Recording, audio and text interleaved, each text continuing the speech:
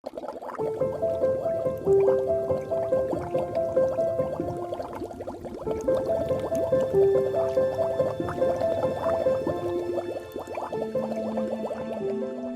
everybody, welcome to the channel. This is Rob. You guys, today we're going to be introducing a new deck to the collection. It is the Whispers of Time Tarot by Sonia Kuniak. And this deck was sent to me by Llewellyn. So thank you, Llewellyn, for sending this deck out. And I am super excited about it because it is one of those decks that I've looked online and I thought, this deck looks like it's right up my alley. Now, I'm very familiar with Los Scarabeo. So once again, this one is by Llewellyn, but published by Los Scarabeo. I'm super excited about it. Like I said, it's a brand new deck. It came out and I've been trying to get a hold of it. And so I haven't held it. It is brand new. It has been opened. I couldn't help it. I received it about 24 hours ago and I received a whole bunch of decks from them, but this one I just wanted to open right away. And this one is the first one that I'm reviewing from the whole box that they sent. Let's get to it. Let's see what this deck is all about. If you've never seen this deck, then welcome to the Whispers of Time Tarot. As I said before, you guys, I haven't held it on my hands, but I am very familiar with this presentation by Los Scarabeo. I have many of their decks that come with this presentation, and a lot of the times when I see that they come out with a new deck and it has this presentation, I probably will go for it because I know that I will like it. If I can relate to the drawings. And so anyway, you guys, before I keep talking, let's get into this deck. Let me show you what this deck is all about. That's the back of the box. The box is very beautiful in this black with gold. Very simple, very mysterious, and at the same time, super, super elegant and beautiful. So it opens up like this. So if you're familiar with this presentation from Los Scarabeo, they are the more expensive ones. They have other decks that are less expensive than this. The cards come out like this. It's sort of like a drawer, but not really. It just has the top part of it.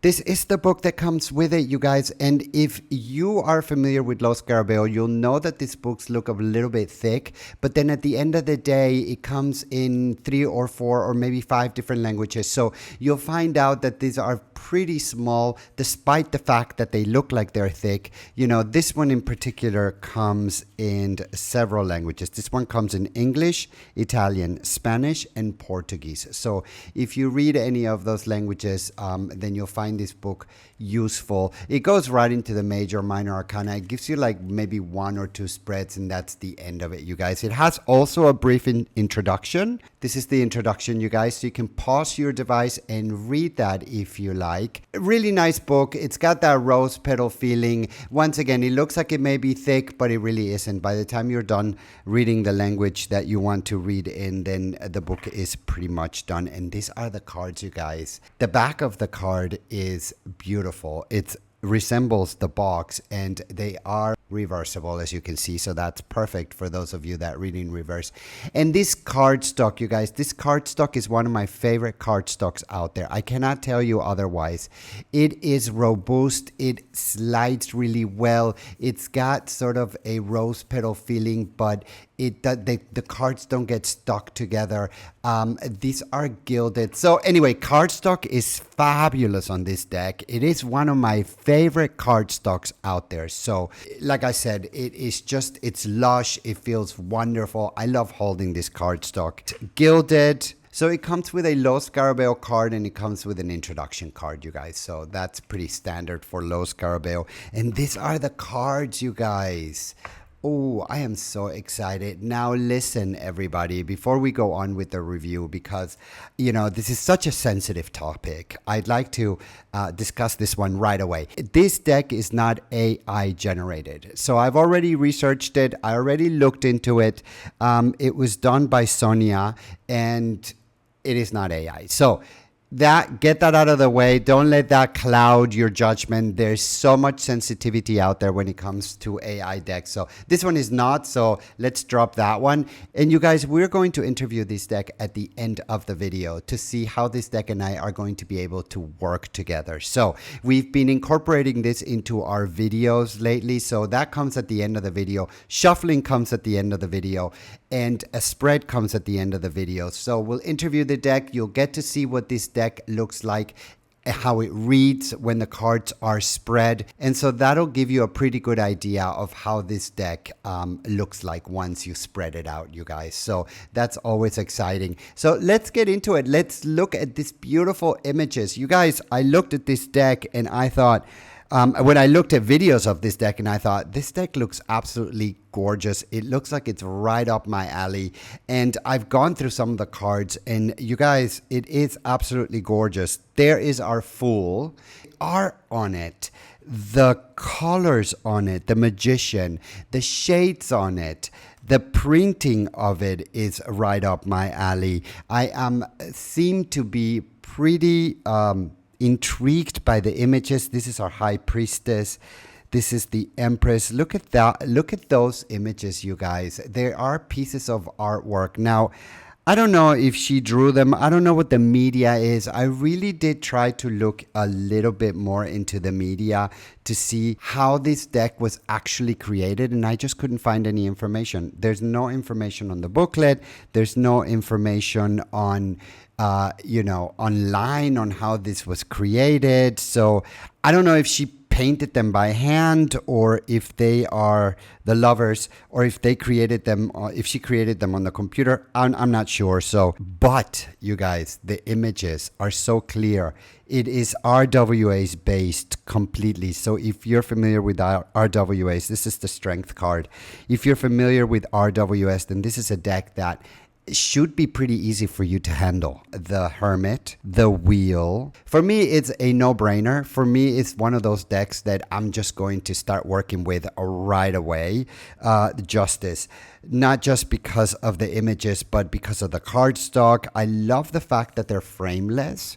The Hanged Man, it is one of those decks that I think it's going to be completely straightforward. The Death card, the Temperance. I don't think it's one of those decks that are going to be confusing by any means. Look at that Devil card. I love the shades of it. I love the fact that it's not super dark, but it's not super bright either. The Tower, I find it to be mysterious. I find it to be one of those decks that I think my seekers are going to just totally be intrigued by. And so the Moon, I keep saying the word intriguing because that is one of the first words that comes to mind when I look at this deck. The Sun, Judgment. Look at this Judgment card. Isn't that fabulous? Really. The World. I find the World card here so beautiful. It's such a cycle. And then you've got that image in the middle after the whole cycle. I think it's just gorgeous. We are jumping into the Cup suit, you guys. This is the Ace of Cups. This is the Two of Cups, of course. The Three of Cups, that celebration that we all really, really like. The Four of Cups, you guys, not interested. You see that? He's sitting there under the tree, not interested. There's a cup right on top of his head, but he's only looking at the three that are down below. The Five of Cups, you guys. The Six of Cups, always reminding us from something from our past or our childhood, it can be. The Seven of Cups. Those choices, those decisions that we have to make, right? The Eight of Cups. I love this Eight of Cups card. I love the thunder on the background. I love the fact that he's just leaving everything behind and just moving away from all of that. And sometimes that's really what we need to do in our lives, you guys. This is the Nine of Cups, and he seems to be pretty satisfied with everything that he has. The Ten of Cups. I love this Ten of Cups. It is a perfect depiction of the Ten of Cups with that family there and the cups all up in the sky with that castle behind the clouds. The Page of Cups. He looks a little bit unhappy, if you ask me. But the Knight of Cups, that's a perfect Knight of Cups, right? I really, really like that. And it's got that European motif to it. So if you are looking for a deck that has that traditional European sort of feeling to it, this is definitely a deck that is for you. King of Cups. I am very, very inspired by that whole European motif. Tarot came out of Europe, and I just think that whenever I see a deck like this or theme like this, I will go for it because I like the traditional thing, you guys. And this is a very traditional deck for me. This is exactly what tarot should look like. I am or a traditional tarot should look like. And, and there may be some of you that say, Rob, how can you say that? Traditional tarot can be anything you want it to be. And you're absolutely right about that. But for me, this is what a traditional tarot deck should look like. And the Five of Pentacles, that is an amazing Five of Pentacles. Really, really good. It also lets us know that we're not alone, right? There's always somebody there for us. But going back to that traditional tarot topic that we were talking about. I see that in this deck, and I am totally into that. So whenever I will see a deck like this, I will jump on it. And especially with this cardstock, you guys, I love this cardstock. That's the Eight of Pentacles. That's the Nine of Pentacles. Don't you just love that Nine of Pentacles? I do. I love the bird right there. I love the fact that she's just standing there. She is so elegant yet so powerful at the same time. I love the combination of the colors. I love the light behind her. Looks beautiful. Really so eye-pleasing, at least to me. It's amazing how our brains just connect to some images and some things, you guys. This is the Ten of Pentacles. This is the Page of Pentacles. He doesn't look so young there. Usually pages should be young. Knight of Pentacles, you guys. Look how beautiful that moon looks behind him. This is the Queen of Pentacles. This is the King of Pentacles. And he looks like he's not messing around, you guys. Be careful. This is the Ace of Wands. We're stepping into the Wands now, you guys. Look at that Ace of Wands. Isn't that gorgeous? I love the star on top of it with sort of the thunder underneath it and just the clouds opening up. It's sort of like, here comes the opportunity you've been waiting for, The Two of Wands, the beginning of that new adventure, you guys. The Three of Wands. I love the wand suits. Whenever I get wands in my readings, I just get so excited. The Four of Wands, because it's new beginnings. It's got to do with new projects, new beginnings, new ways of doing things, and that's always exciting, right? It's almost like the wands are telling us what's coming next into our lives. And so Five of Wands, that's what the wands mean to me, you guys. New projects, new activities, new ways of doing things, new ways of acting, and new projects, right? That's the Seven of Wands. This is the Eight of Wands. Look at that Eight of Wands, you guys. I love how they framed it. Really, really beautiful. The Nine of Wands. The Ten of Wands. Yeah, definitely carrying a lot of them right there, you guys. The Page of Wands. What a wonderful Page of Wands. I really, really, really, I'm attracted to that image. The Knight of Wands. I love that Knight of Wands. Beautiful. There's the Queen of Wands. Sexy one, right? Like she should be. You can clearly see her figure. You can clearly see the bosom. You can clearly see that she is determined. She is a queen, and you can totally get that from this image. Here's the King of Wands, and you can also get that from him. I love that his heart is illuminated. I love the fact that the crown is also super illuminated. That just makes it seem to me like whatever he does is coming from the heart. And that is what the King of Wands should say to me, actually, when I pull him, because he is that light. He is that image of somebody that is secure, and he is that image of somebody that takes care of the people around him. So Ace of Swords. I love the Ace of Swords, you guys. Clarity, clarity, clarity, clarity. This is what the Ace of Swords says to me. The Two of Swords, such a confusing card. Not from that when we pull it, we don't know what it means, but because, you know, we need to make choices. And that's what the Two of Swords is always telling us. Which sword are you going to pick? The Three of Swords. Look how gorgeous that is. There is suffering all around that card, but also hope.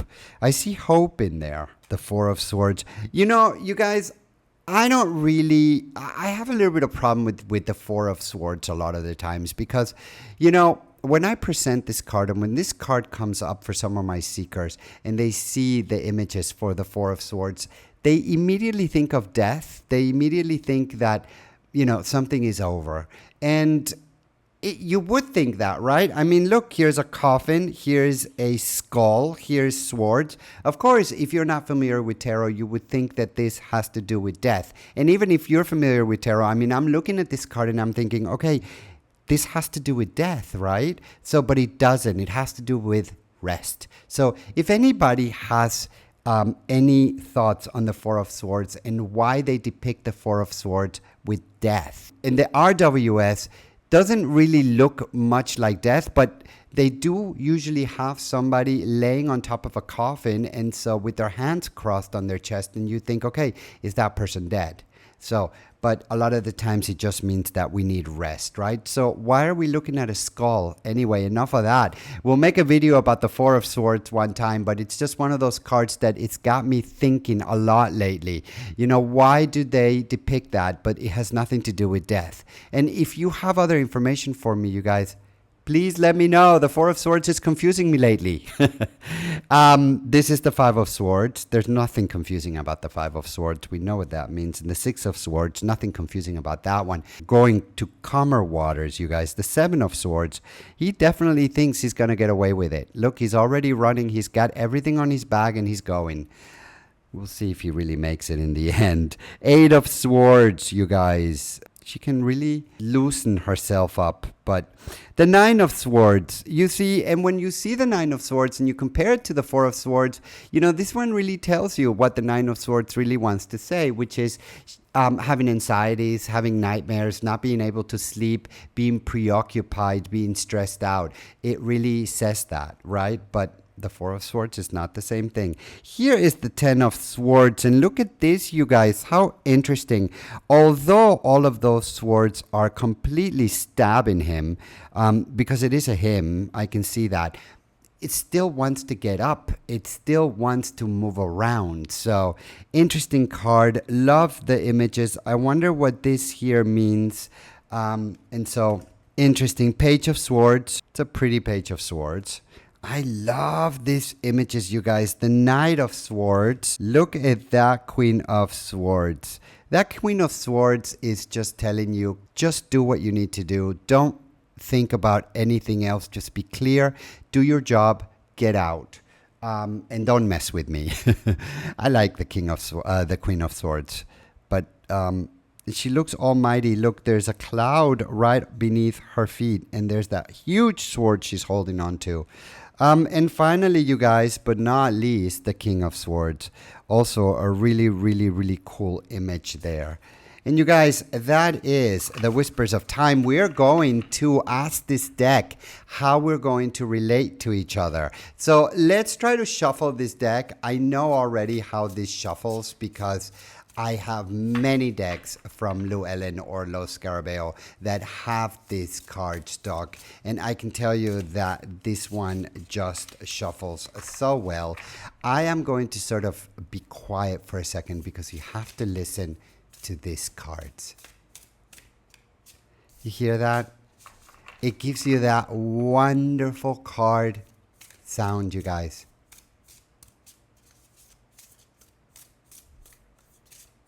Love it. Love, love, love.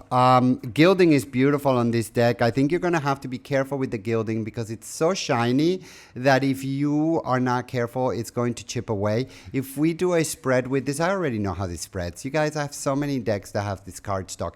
It's not the best spreader out there, but still, you guys, it works just okay. Now, let's pick 5 of these cards and let's ask this deck what it needs to say to us. Card number 1, you guys. Card number 2. Card number 3. Card number 4. Card number 5. And you guys, if you want to compare the size of these cards to Centennial, you'll see that they are almost the same, you guys. They're absolutely the same, actually. Maybe a little bit. The Centennial might be like a no, it's the same thing, you guys. Not a big change there. So there we have our 5 cards, you guys. Card number 1, what makes you unique as a deck? The Emperor. Wow, he's a powerful deck, you guys. So he's the Emperor. It's going to be decisive. It's going to tell you exactly what it needs to tell you with authority. So this deck is going to be a powerful deck already. I mean, to me, the Emperor card is a very, very powerful card.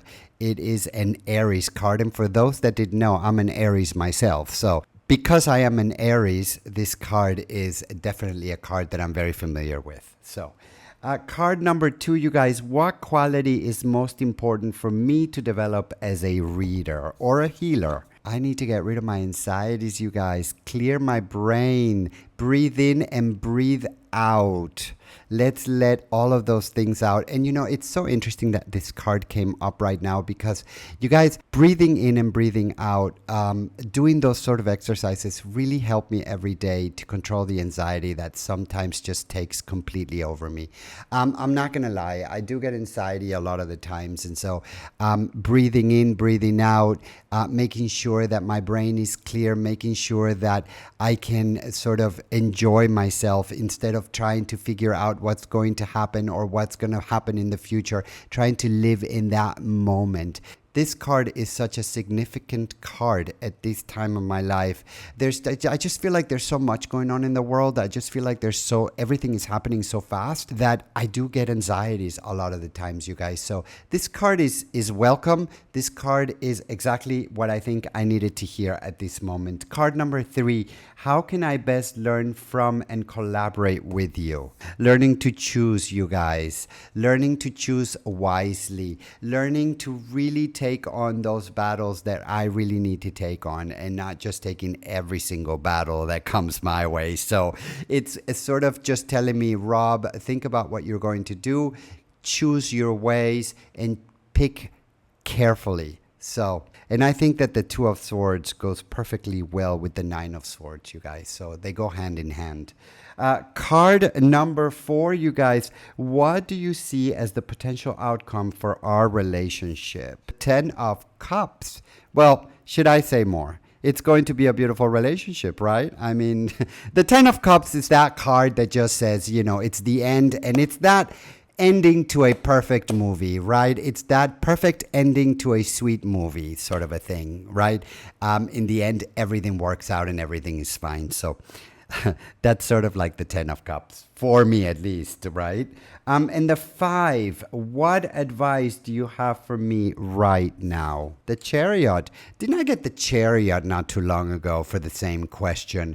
So it's a balancing out, right, guys? It's about not letting the right or the left take completely over. It's balancing those 2 forces, and so I can have a smooth ride, right? Everything continues. Life keeps going. There's journeys ahead of me, but you need to, or I need to learn how to balance those 2 sides so that they don't take over. So yes, we continue to move. Yes, I continue to move forward in my journey, but I need to know how to handle those 2 horses right there. So you guys, that is the Whispers of Time Tarot. Absolutely beautiful. If you don't know what the price of this deck is, it is usually about between $28, depending on where you are. Like I said, if you're in North America, then these are distributed by Llewellyn. Los Carabeo, Llewellyn. Wonderful artwork, wonderful coloring, you guys. Amazing drawings. I'm just super, super happy with this deck. I love it. Am I happy that this deck is in my collection? Absolutely, I'm happy that this deck is in my collection. I actually was really going crazy trying to get this deck, and I finally got it. And so it is brand new in the market. So if you're looking for it, be really on the lookout for it because it is brand new. So maybe you'll be able to find it. I don't know if Llewellyn already has it on their website. I think they do. I'm going to link the Llewellyn's website so you can go in there and you can purchase it directly from them, they'll send it to you. And so, you guys, don't forget to subscribe to the channel. Don't forget to like the videos and let me know that you like the videos so that I can keep going, you guys. It really thrives my engine to keep producing these videos for you guys. I truly enjoy doing this, but you know, support is always important. So you guys, thank you for watching. And as I always say, until the next time.